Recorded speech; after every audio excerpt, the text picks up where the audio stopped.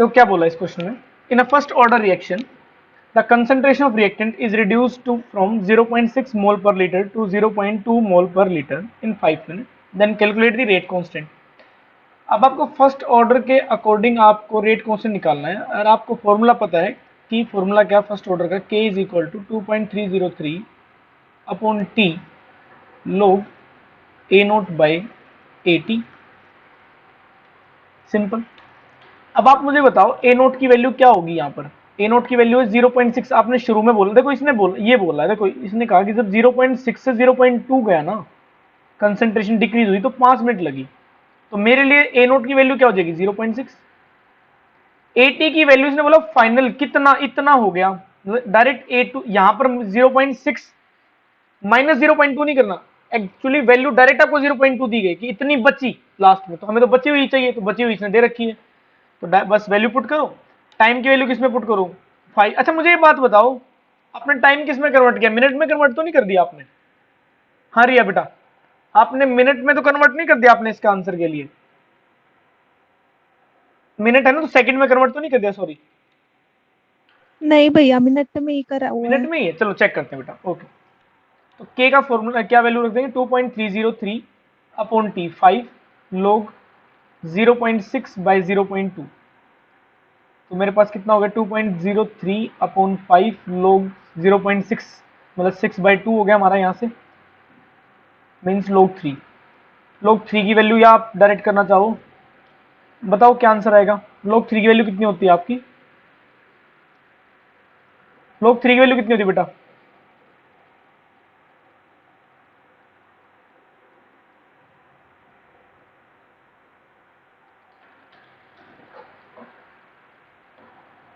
हाँ भाई, लोग 3 की वैल्यू कितनी होती है बेटा?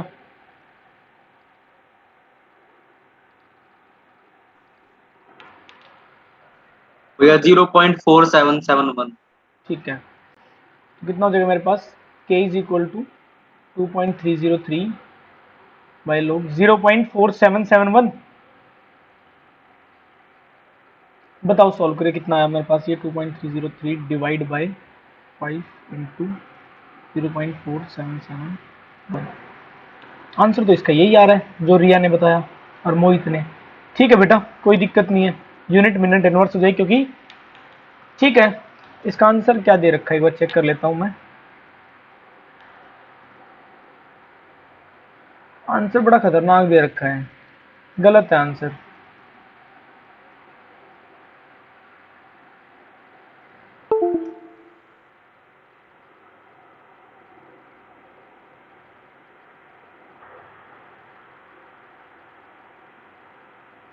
एक मिनट रुकना बेटा, एक मिनट रुकना। क्वेश्चन क्या है मेरे पास, ये एक बार क्वेश्चन रीड करना। Is reduce from 0.6 mole to 0.2। नहीं ठीक है, ठीक है, आप लोगों का बेटा ठीक आंसर। एक्चुअली जो आंसर इन्होंने दे रखा है ना, उसमें वैल्यू ही गलत पुट कर रखी है इन्होंने, वैल्यू ही गलत पुट कर की हुई है, कोई बात नहीं, ठीक है।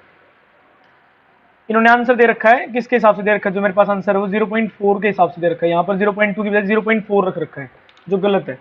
ठीक है, कोई दिक्कत नहीं है। हाँ उन्होंने तो बल्कि क्या लिखा हो, a minus x is equal to 0.4 लिखा हो, ये गलत है। a माइनस एक्स की वैल्यू कितनी आएगी 0.2 आएगी, किसने बोला रिड्यूस टू, तो आपका आंसर यही रहेगा।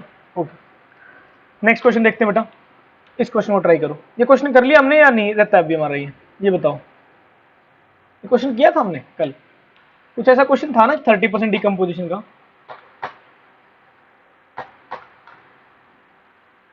25% डिकम्पोजिशन का था। करो इस क्वेश्चन को ट्राई, कल किया था हमने, बिल्कुल सेम उस जैसा ही क्वेश्चन है, बस वैल्यू बदली है आपकी, वहां 25% था, यहाँ 30 है, बस इतना है। करो क्वेश्चन,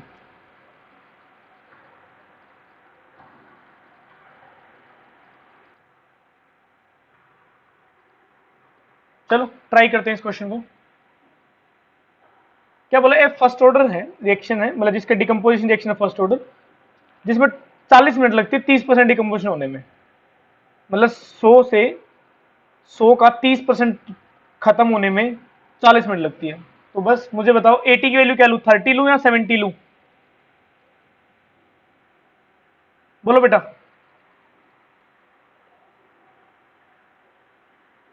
बताओ भाई, 80 की वैल्यू क्या है? 70। 70। क्यों? क्योंकि 30% डिकम्पोज हुआ है, टूटा है इतना, बचा कितना होगा? 70। तो 100 माइनस 30, जो मेन चांस है बेटा गलती होने की, वो चांस यहीं पे है। बाकी और तो तुम कर लोगे, फॉर्मूला सबको पता होगा, पूरी क्लास को पता होगा तुम्हारा जब सोल्व कर रहे होगे आप लोग। तो t is equal to 40 minutes. बस ठीक है, करो टी हाफ का फॉर्मूला। अच्छा, आपको क्या निकाला? टी हाफ निकाला। टी हाफ के लिए हमारे पास फॉर्मूला क्या होता है? T half is equal to, एक तो फॉर्मूला था 0.693 अपॉन के, एक फॉर्मूला तो होता है ये, जिसे मैंने अभी यूज नहीं करना। क्यों? हमारे पास के की वैल्यू 2.303 में निकालेंगे, डायरेक्ट कट जाएगा, परेशान नहीं होना पड़ेगा। तो हम डायरेक्ट टी हाफ का कौन सा फॉर्मूला लगाएंगे? 2.303। आप एज्यूम कर पा रहे हो कब कौन सा फॉर्मूला लगा रहे हैं? मुझे एक तो ये बताओ, कब कौन सा फॉर्मूला लगाना है आपको? क्या ये बात आप क्लियर हो? आप लोग, आपके दिमाग में ये चीज क्लियर है? मुझे ये बताओ पहले तो, बोलो भाई। शशिकांत, सागर, log 2 की वैल्यू, ये 3 फॉर्मूले बेटा। अब चेक कर लो कि जो k का फॉर्मूला वहां log 2 है तो log 2 में रख लो, 0.303 फॉर्म में तो इसे रख लो, और 693 में है तो 693 फॉर्म में रख लो, जो इजीएस्ट रखे उसे रख लो, जो कैंसिल आउट करने में आपकी हेल्प करे। तो बस k का फॉर्मूला क्या होता है आपका? 2.303 upon t log a naught by 80। 2.303, तीन कितनी मिनट लगी? 40 मिनट लगी। 40 वैल्यू रखी, पुट करी, लोग देखो। अब यहां पर देखो, आपको लोग 7 की जरूरत पड़ेगी, लेकिन लोग 7 की वैल्यू दे नहीं रखी। वो आपसे एक्सपेक्ट कर रहा है कि आपको पता होगी। बात ध्यान सुनो, क्योंकि मैंने आपको लोग 1 से लेकर लोग 10 तक बताया आपको कौन सी वैल्यू किसकी होगी। तो ए नोट की वैल्यू 100 और 80 की वैल्यू कितनी हो जाएगी? 70। तो कितना हो जाएगा? 2.303 बाय 40 इंटू लोग 10 माइनस लोग 7। तो हमारे पास हो जाएगा k की वैल्यू कितनी आ जाएगी? 2.303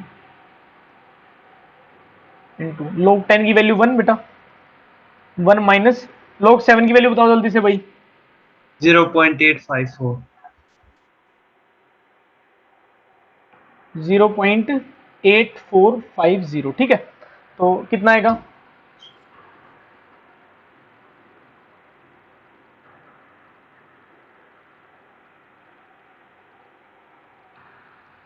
तो k की वैल्यू कितनी आ गई? 2.303 अपॉन 40 इंटू 0.155। अब इसको ना एज इट इज रख लो। क्यों?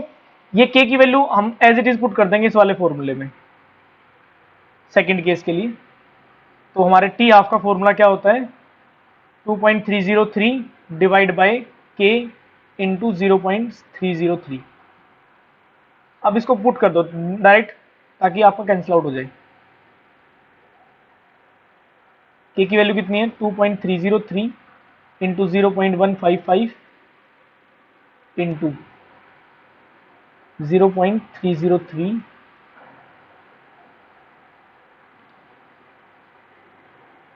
इंटू 40। तो ये कैंसिल हुआ, तो टी हाफ कितना आ गया मेरा यहां से? 0.303, 3010 होगा ना बेटा ये तो, है ना? मैं 3010 होता है, तो कितना हो जाएगा? 0.155 इंटू, सॉल्व करो, आंसर बताओ जल्दी से।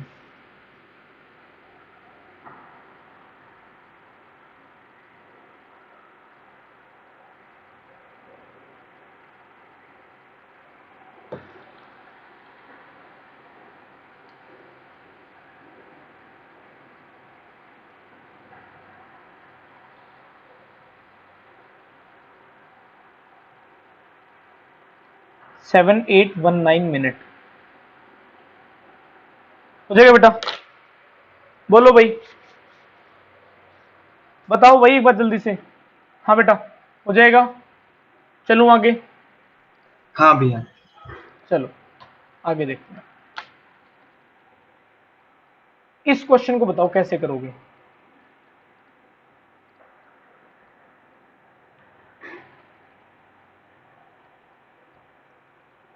कैसे करोगे इस क्वेश्चन को? Any idea?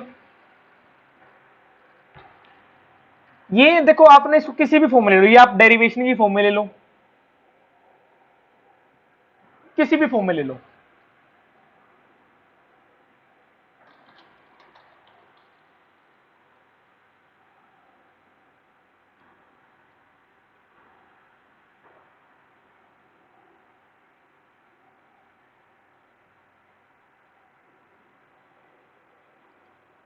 देख ध्यान से सुन, इसको कैसे करना है। भैया आपने कितने क्वेश्चन करा दिए अभी तक? आप कहाँ थे इतनी देर से?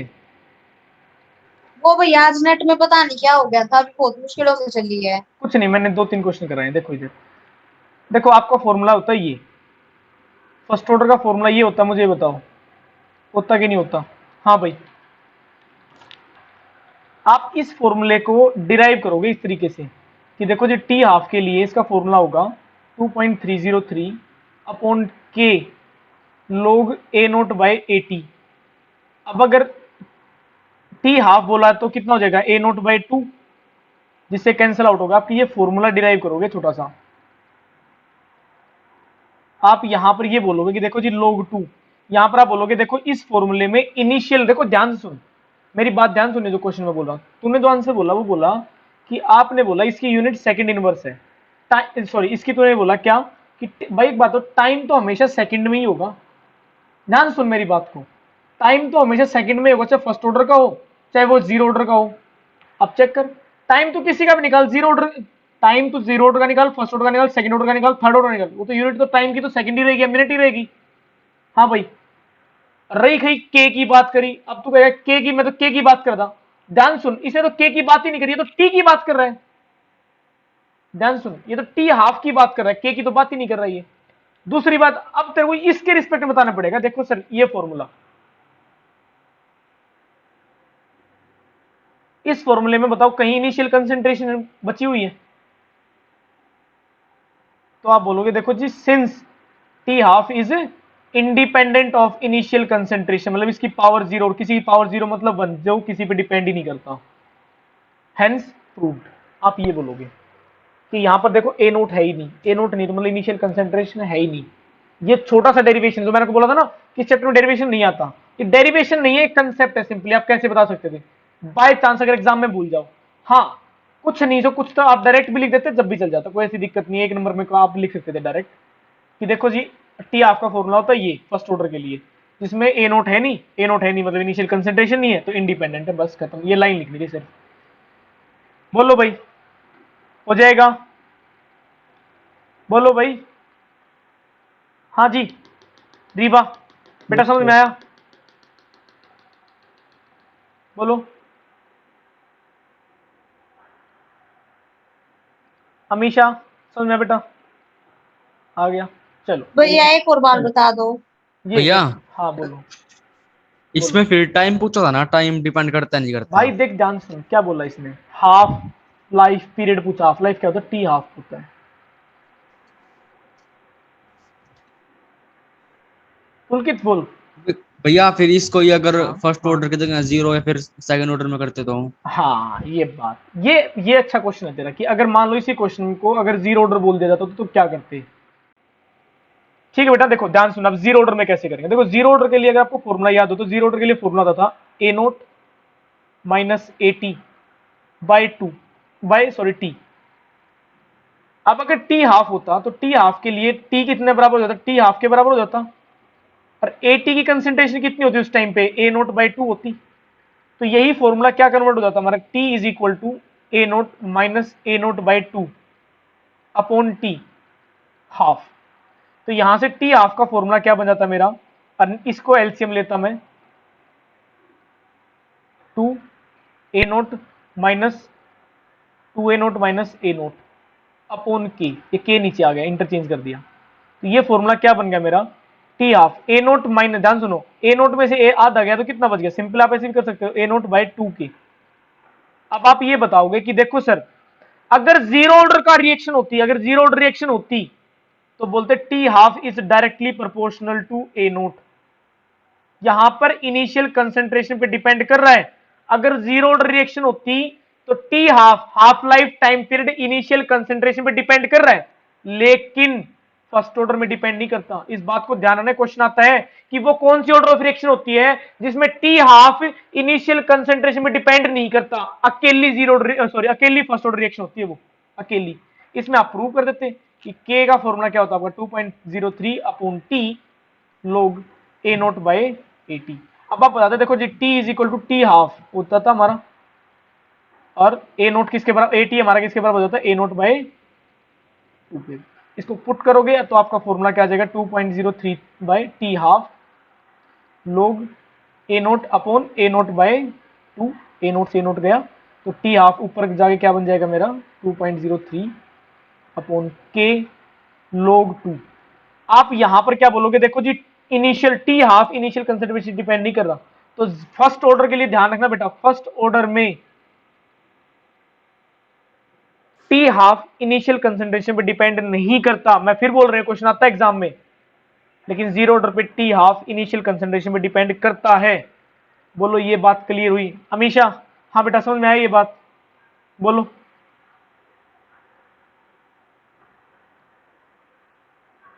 बोलो बेटा,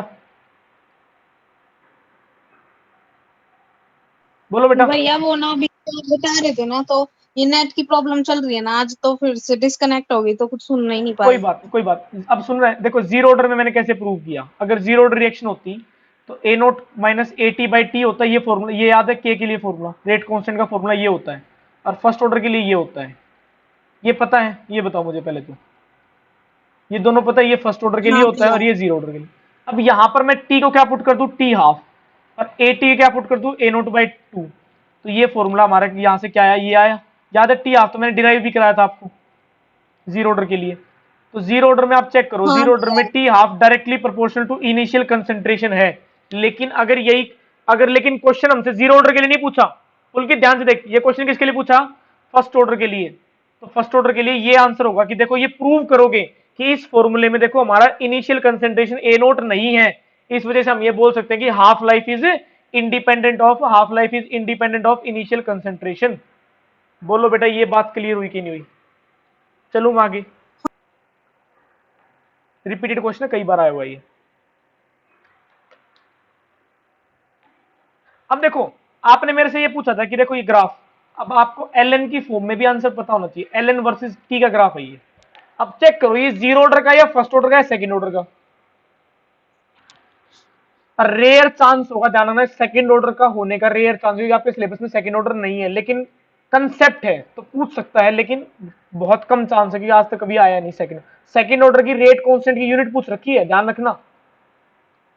तो सेकंड ऑर्डर वैसे ग्राफ आपके सिलेबस में नहीं है, लेकिन क्वेश्चन दे सकता है कि ग्राफ बनाया जा सकता है।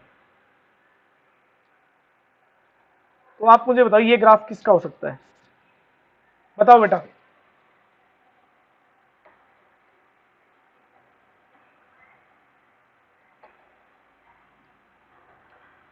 कॉपी में लिख रहे हो? हाँ बेटा जी कॉपी में लिख रहे हो? कॉपी में लिख रहे हो तो चेक करो ग्राफ किसके बीच में बनाया हुआ ऐसा, और एल एन है क्या वहां पर?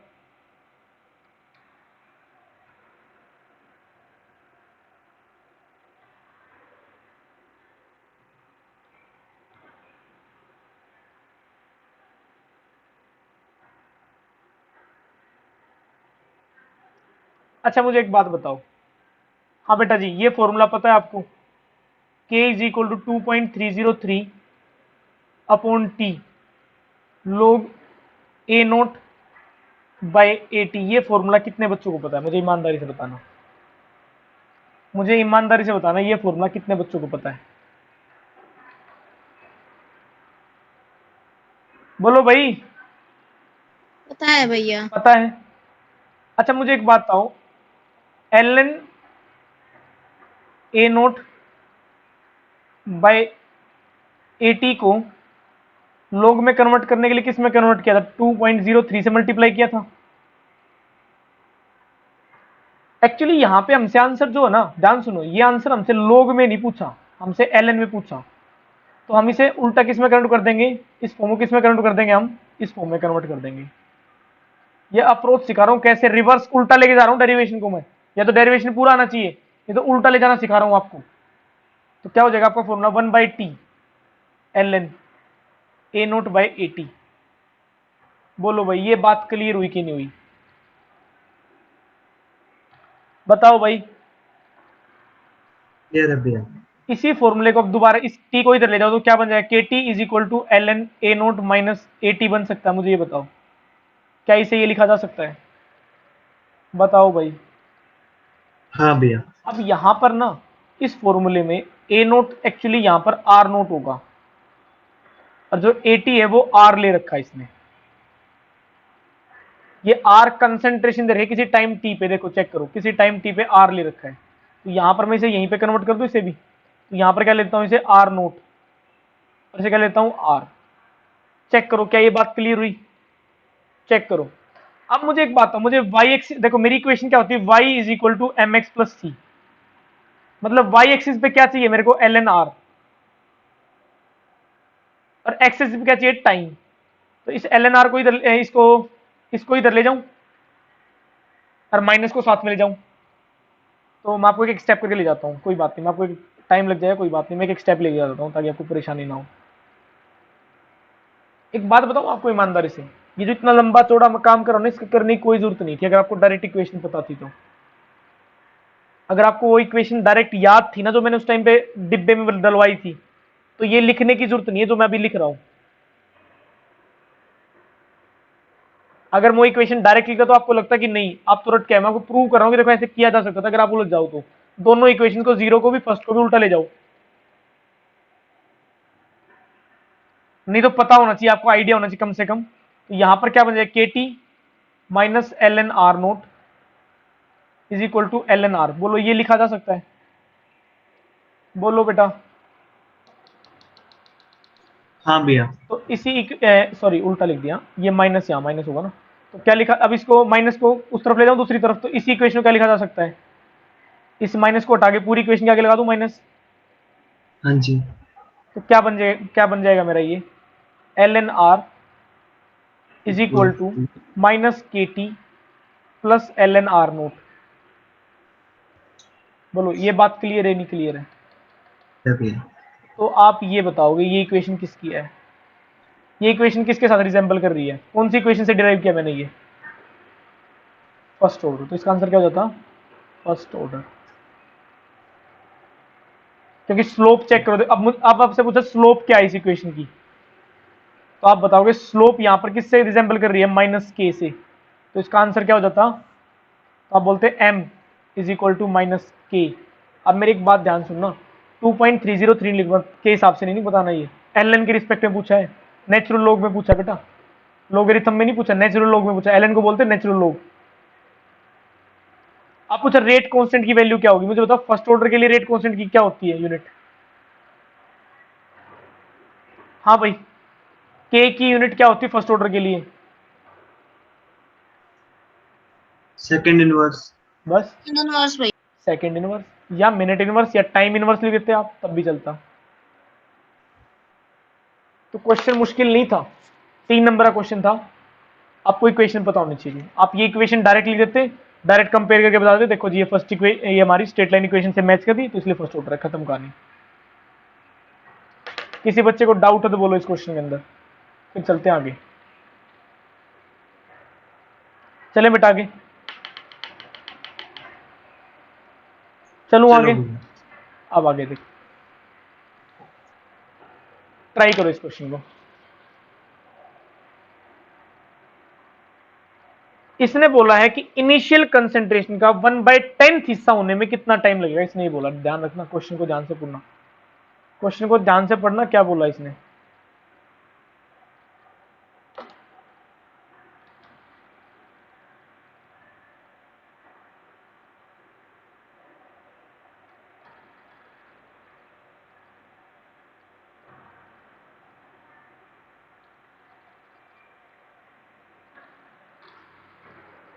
बहुत इंटरेस्टिंग है, सिर्फ मुझे ये बता दो एटी की वैल्यू क्या रखोगे,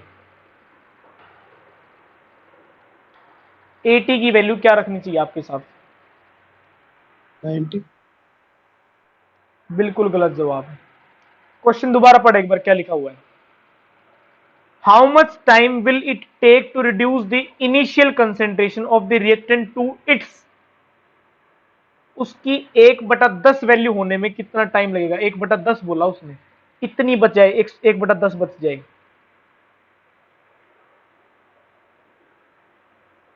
एक बात ना, स्टेटमेंट ध्यान रखना, मैं बता देता हूं, ध्यान सुनना। मैंने आपको बोला योर मार्क्स रिड्यूस टू 10, ध्यान सुनना, तो आपके मार्क्स कितने, 10 या 90। मैंने बोला आपके मार्क्स 100 से 10 रिड्यूस टू 10, तो मुझे बता मार्क्स 10 होंगे 90 होंगे। 10 होंगे भैया। मैंने बोला आपके मार्क्स रिड्यूस बाय 10, अब कितने मार्क्स होंगे? 90। इस केस में बाय, जब बाय लिखा जाए तो 90 आता आंसर, और 2 में कितना होगा? 10 ही हो जाएगा, कि 10 ही हो गए। किसी बच्चे को डाउट है इस कंसेप्ट के अंदर? तो ये ध्यान रखना बेटा, इस बात को ध्यान रखना। शशिकांत डाउट है बेटा? बोलो जल्दी से। अगर ऐसे ऐसे भयानक डाउट्स आते हैं तो पूछ लिया करो। No sir. ठीक है ना? ये गलती देखो अब कर लोगे ना, कोई दिक्कत नहीं है, एग्जाम के वक्त करने से बच जाओगे। अगर आप अपनी गलतियों से नहीं सीखे ना बेटा, ध्यान रखना, तो एग्जाम में गलती करोगे। यहां गलती कर लो 50 बार, कोई दिक्कत नहीं है, यहां पर रिवर्सिबल है, चेंज हो जाएगा, लेकिन एग्जाम में चेंज नहीं होने वाला। इसलिए कह रहा हूं यही गलती कर लो जितनी गलती करनी है, यहीं पे गलती करके मेरे से पूछ लो। हाँ अभी बेटा आंसर आया सागर? हाँ बेटा हुआ क्या? नहीं आ रही? इतना आसान क्वेश्चन था, इसको भी नहीं कर पाए तुम लोग। देखो ए नोट की वैल्यू कितनी रख लू यहां पर? देखो परसेंट में नहीं दी गया तो 1 ले लेता हूं इसे, और 80 की वैल्यू कितनी रख लेता हूं यहां पे? 1/10 डायरेक्ट। अच्छा आप 100 के हिसाब से चाहो तो 100 के हिसाब से कर सकते हो, मुझे कोई दिक्कत नहीं है उससे भी, आंसर फिर भी सेम ही आएगा। तो यहां पर टाइम कितना दिया है उसने? 60 सेकंड। दोबारा कनेक्ट कर लेना बेटा, टाइम 60 सेकंड दिया, के की वैल्यू दी गई है आपको, के की वैल्यू कितनी दी गई है? 60 से सेकंड इनवर्स। अच्छा कई बार ना ये नहीं लिखा होता है, फर्स्ट ऑर्डर लिखा नहीं होता एग्जाम में, तो आपको के की यूनिट से पता लगाना पड़ेगा कि कौन सी ऑर्डर का फॉर्मूला लगाना है, इस बात को ध्यान रखना। तो हमारा फॉर्मूला क्या होता है? टाइम पूछा उसने, के is equal 2.303 upon T log A naught by 80। Time पूछा है तो टाइम को उधर ले जाते हैं, टाइम इज इक्वल 2.303 अपॉन के लॉग ए नोट बाई 80। कल प्रेशर्स के भी क्वेश्चन करने हैं हमें। तो के की वैल्यू कितनी है बेटा? 60 सेकंड में है, लॉग ए नोट की वैल्यू 1, इसकी वैल्यू 1/10, तो ऊपर कितना चला जाएगा? log 10।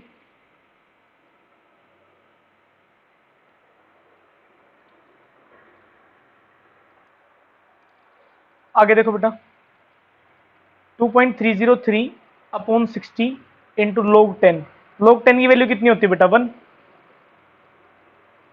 तो क्या आंसर हो जाएगा? के का आंसर कितना? सॉरी टी, के नहीं था, टी था, सॉरी। टी का आंसर कितना हो जाएगा आपका यहाँ से? 2.303 अपॉन 60। बताओ आंसर कितना आएगा?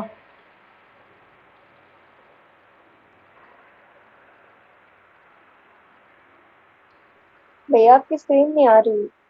मेरी स्क्रीन नहीं आ रही, सॉरी सॉरी सॉरी सॉरी। अब ठीक है, तो बताओ इसका आंसर क्या आएगा? log 10 की वैल्यू 1 पुट कर दी बेटा यहाँ से, बताओ इसे सॉल्व करें कितना आएगा? 0.0383। 0.083 श्योर? 383। 383 ठीक है।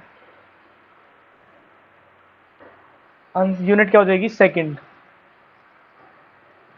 बताओ कोई डाउट हो तो इस पार्ट में? हाँ बेटा कोई डाउट है? चलूं आगे?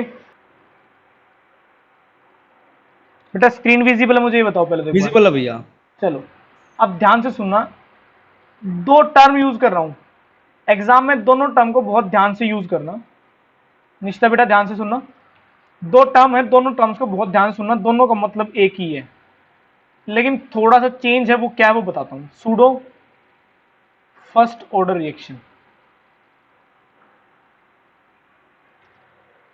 क्या है, ये दोनों ध्यान सुनना। जब हम ना किसी रिएक्शन को देखते हैं ना, अपीयर करते हैं, जब चेक करते हैं, जैसे एग्जांपल के तौर पे मैं बड़ा एग्जांपल लेता हूं, पहले ध्यान सुनना। मैंने आपको बोला ए प्लस बी, इससे प्रोडक्ट बन रहा है, तो जब मैंने इसका रेट लिखा ना, ध्यान सुनो, जब मैंने इसका रेट लिखा तो रेट मेरे हिसाब से A raise to the power alpha होना चाहिए, B raise to power beta होना चाहिए। बोलो इस बात से एग्री कर रहे हो नहीं कर रहे हो आप लोग? हाँ भैया। और अगर मैं ये बोल दूं ये रिएक्शन मोलिकुलरिटी रिएक्शन है, कौन सी रिएक्शन है? मोलिकुलर रिएक्शन है, या एलिमेंट्री रिएक्शन है? कौन सी रिएक्शन है? एलिमेंट्री।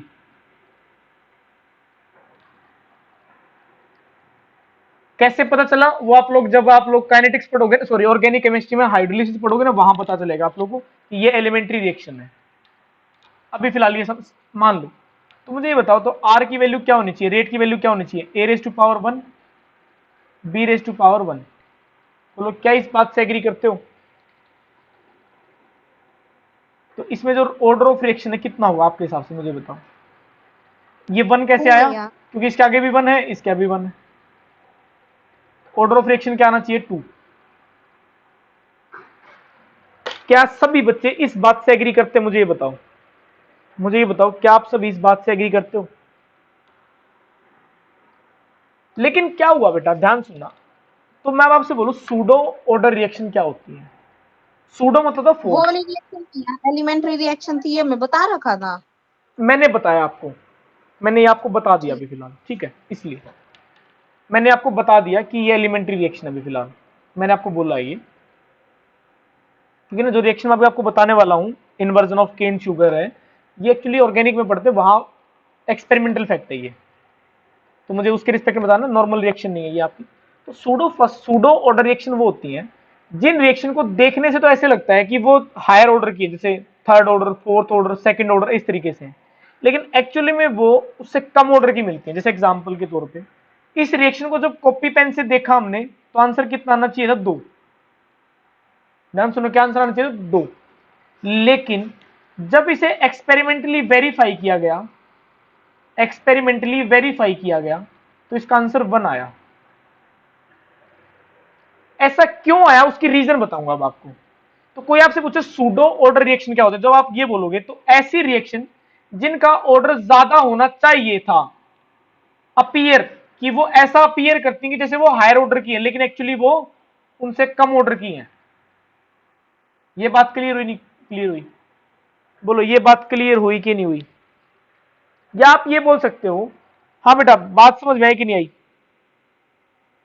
कि ये हायर काइनेटिक्स की ऑर्डर की रिएक्शन थी, लेकिन किसी कंडीशन की वजह से ये लोअर ऑर्डर काइनेटिक्स को फॉलो कर रही है। ये बात क्लियर हुई कि नहीं हुई? मुझे ये बताओ पहले, तो इतनी बात समझ में आई कि नहीं आई? तो देखने से तो लगती है हायर ऑर्डर की, लेकिन एक्चुअली वो क्या है? लोअर ऑर्डर की। क्यों है? किसी स्पेशल कंडीशन पे ऐसा हुआ। कंडीशन क्या थी वो बताता हूं आगे। बोलो बेटा ये बात क्लियर हुई कि नहीं हुई? बताओ जल्दी से। हाँ निशिता, सागर, हाँ भैया। चले आप आगे। अब देखो, अब मैंने दूसरी टर्म यूज करी है, pseudo first order. Pseudo first order में आप ये बोलोगे ऐसी कोई भी रिएक्शन जो ट्रूली फर्स्ट ऑर्डर ना हो, ट्रूली क्या ना हो? फर्स्ट ऑर्डर नहीं हो। फर्स्ट ऑर्डर है नहीं, एक्चुअली सेकंड ऑर्डर है ये। ध्यान सुनो, सॉरी, एक्चुअली ये फर्स्ट ऑर्डर नहीं है, होनी चाहिए सेकंड या थर्ड। लेकिन जो प्रॉपर्टी, जो बिहेवियर शो कर रही है वो कैसा? Second order. जैसे एग्जांपल देता हूं, आप क्लास 12 के स्टूडेंट हैं, लेकिन आपका बिहेवियर तो 11th क्लास वाला है, यही सूडो फर्स्ट ऑर्डर है। कि हाई एक्चुअली है तो वे हायर ऑर्डर की, लेकिन बिहेवियर में कैसा शो कर रहा है? फर्स्ट ऑर्डर का, कम का शो कर रहे हैं। सूडो मतलब फॉल्स, फर्स्ट मतलब first order, false first order, कि है नहीं फर्स्ट ऑर्डर की, ट्रूली फर्स्ट ऑर्डर की नहीं है, वो सेकंड की भी हो सकती है, थर्ड की भी हो सकती है। बोलो ये बात क्लियर हुई कि नहीं हुई? बोलो बेटा, बोलो भाई, क्लियर हुआ ये पॉइंट या नहीं हुआ? मुझे ये बताओ पहले। Yes sir. अभी लिखवा नहीं रहा, आज समझाएंगे, समझेंगे, इसे कल लिखवा दूंगा, कोई ऐसी दिक्कत नहीं। देखो ध्यान सुना, क्या एग्जांपल है आपके सिलेबस में ना, 2 ही एग्जांपल इसके ध्यान रखना। पहला एग्जांपल है हाइड्रोलिसिस ऑफ एस्टर। ध्यान सुना जो मैं बोल रहा हूं, पहला एग्जांपल है हाइड्रोलिसिस ऑफ एस्टर। अब जिसे एस्टर नहीं पता कोई बात नहीं। दूसरा एग्जांपल है इसका हाइड्रोलिसिस ऑफ केन शुगर। ये दोनों रिएक्शन डिटेल में हमारे सिलेबस में, ध्यान रखना डिटेल में। ये रिएक्शन तो है बायोमोलिक्यूल में डिटेल में, और ये रिएक्शन हमारी ऑर्गेनिक में है, एसिड वाले चैप्टर में, एल्डिहाइड कीटोन एस्टर में। तो रिएक्शन तो पढ़नी है मैं वही। अब ये होता क्या, पहले उसे समझ लेते हैं। केन शुगर बोलते हैं बेटा सुक्रोज को, किसे बोलते हैं? सुक्रोज। और सुक्रोज का फॉर्मूला क्या होता है? C12H22O11। उम्मीद करता हूं सॉल्यूशन चैप्टर में ये पढ़ाया था और याद होगा। याद है, सुक्रोज इसे बोलते हैं, इसी को क्या बोलते हैं, केन शुगर, क्योंकि ये शुगर केन से मिलता है। ये बात क्लियर है कि नहीं है? बोलो बेटा। है भैया। इसके अंदर अगर पानी डाल दिया जाए तो क्या हो जाता था, ये टूट जाएगा और किस में कन्वर्ट हो जाएगा, ये ग्लूकोज और फ्रक्टोज में, जिसका फॉर्मूला क्या होता है, C6H12O11, sorry C6H12O6 plus C6H12O6, जिसके अंदर से बेटा एक है आपका ग्लूकोज और एक है आपका फ्रक्टोज। ठीक है, दोनों का मॉलिक्यूलर फॉर्मूला सेम होता है। इस रिएक्शन के अंदर हमें थोड़ा सा एसिड डालना पड़ता है, एज ए कैटलिस्ट की तरह बिहेव करता है ये। बोलो ये बात क्लियर हुई कि नहीं हुई? तो यहां पर जब मैंने रेट चेक किया तो रेट के लिए, रेट अगर मुझे लिखना हो तो मैं रेट के लिए क्या लिखूंगा यहां पर, C12H22O11 और क्या लिखूंगा, H2O। बोलो क्या ये लिखूंगा मैं? बोलो बेटा ये बात लिखनी चाहिए मेरे को। अगर मैं आपको बोल दूं ये एलिमेंट्री रिएक्शन है तो ये 1 1 होंगे, तो क्या ऐसा लिखा जा सकता है, मुझे बताओ, क्या ऐसा भैया। लिखा जा सकता है? कोई दिक्कत है? अगर एलिमेंट्री रिएक्शन तो जो स्टोइचियोमेट्रिक होगी वही उसकी पावर हो जाएगी। अब हुआ क्या बेटा, जब इस रिएक्शन को अगर हमने चेक किया तो इसका ऑर्डर ऑफ रिएक्शन आना चाहिए था 2, लेकिन हमने क्या देखा कि इस रिएक्शन के दौरान हमें वाटर जो होता है ना, वाटर वो हमें एक्सेस में डालना पड़ता है, मतलब बहुत ज्यादा डालना पड़ता है। मतलब ये कह सकते हो एक ड्राम, मतलब अच्छा खासा पानी, और शुगर मतलब एज ए कंपेयर बहुत 100 टाइम्स या 10 टाइम्स ज्यादा होता है, ये ध्यान रखना, काफी ज्यादा होता है मतलब। तो एक्चुअली ये एक्सेस है। अब मुझे एक बात बताओ, अगर रिएक्शन के दौरान ये यूज होगा भी, अगर रिएक्शन के दौरान ये यूज हुआ भी, तो कितना यूज होगा, एक्सेस में है तो ये मतलब जितना यूज होगा, मतलब ये मानो सपोज करो अगर ये हमारे पास 10,000 था या 1 लाख लगा लिया, 1 लाख में से 1 मॉलिक्यूल यूज हुआ, तो ये हमारा एक्सेस में होता है, जिस वजह से इसकी कंसेंट्रेशन हम कांस्टेंट मानते हैं कि ये लगभग नेग्लिजिबल अमाउंट में चेंज होगा। तो नेग्लिजिबल अमाउंट में चेंज होगा तो इसलिए हमें इस पे रेट ना एक्चुअली इस पे डिपेंड ही नहीं कर रहा होता, बहुत कम कर तो रहता है, लेकिन इतना नेग्लिजिबल जिसे हम और भी नेग्लिजिबल मान लेते हैं। तो हम इस वाटर समेत इसे भी एक कांस्टेंट मान के एक नया कांस्टेंट वैल्यू दे देते हैं इसकी, मतलब इसको भी एक नया कांस्टेंट मान लेते हैं, और इसलिए क्या बोलते हैं, rate is equal to K dash C12H22O11। अब मैं आपको बताऊं इस रिएक्शन का जो रेट लाना वो ये है, एक्चुअल होना ये चाहिए था लेकिन है ये। फॉलो कौन सा काइनेटिक्स करना चाहिए था, एक्चुअली कौन सा काइनेटिक्स फॉलो करना चाहिए था, सेकंड ऑर्डर, लेकिन फॉलो कर कौन सा रहा है, फर्स्ट ऑर्डर। यही सूडो फर्स्ट ऑर्डर कहलाता है, कि जो है नहीं फर्स्ट ऑर्डर नहीं है लेकिन काइनेटिक्स फॉलो कर रहा है। क्या मतलब, अभी जिसे समझ में नहीं, इसका मतलब ये है बेटा, इसके हिसाब से जो रेट है वो वाटर पे डिपेंड करना चाहिए था, कि वाटर की कंसेंट्रेशन कम होगी तो रेट भी कम होना चाहिए था, लेकिन जब एक्सपेरिमेंटली चेक किया तो वो वाटर पे डिपेंड कर ही नहीं रहा था।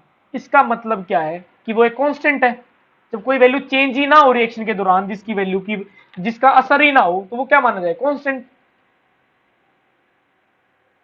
बोलो ये बात क्लियर है कि नहीं है, जल्दी से बताओ, ये बात आप लोगों को क्लियर हुई कि नहीं हुई? यही सूडो फर्स्ट ऑर्डर कहलाती है। पुलकित समझ में आया बेटा, ये क्वेश्चन आप मेरे से पूछ रहे थे उस दिन क्लास के अंदर, व्हाट्सएप पे मैसेज किया था आपने, क्लियर हुआ? ये क्वेश्चन इंपॉर्टेंट है, 2 नंबर में एग्जाम में पूछ लेते हैं। इस क्वेश्चन की पहचान सुन लो क्या है। अगर किसी क्वेश्चन में अगर स्टेटमेंट में ये लिखा हो ना कि आपने ये एक्सेस में लिया है, तो ध्यान रखना पक्का सूडो फर्स्ट ऑर्डर की रिएक्शन होगी वो। तो सूडो ऑर्डर तो एक जनरल टर्म है जो किसी भी रिएक्शन के लिए लगाई जा सकती है, लेकिन सूडो फर्स्ट ऑर्डर सिर्फ उन्हीं के लिए लगाई जा सकती है जो काइनेटिक्स फॉलो कर रहे हैं फर्स्ट ऑर्डर का, लेकिन एक्चुअली है नहीं वो फर्स्ट ऑर्डर की। बाकी जो थोड़ा बहुत बच गया है वो कल करते हैं, आज के लिए इतना ही करते हैं। थैंक यू बेटा।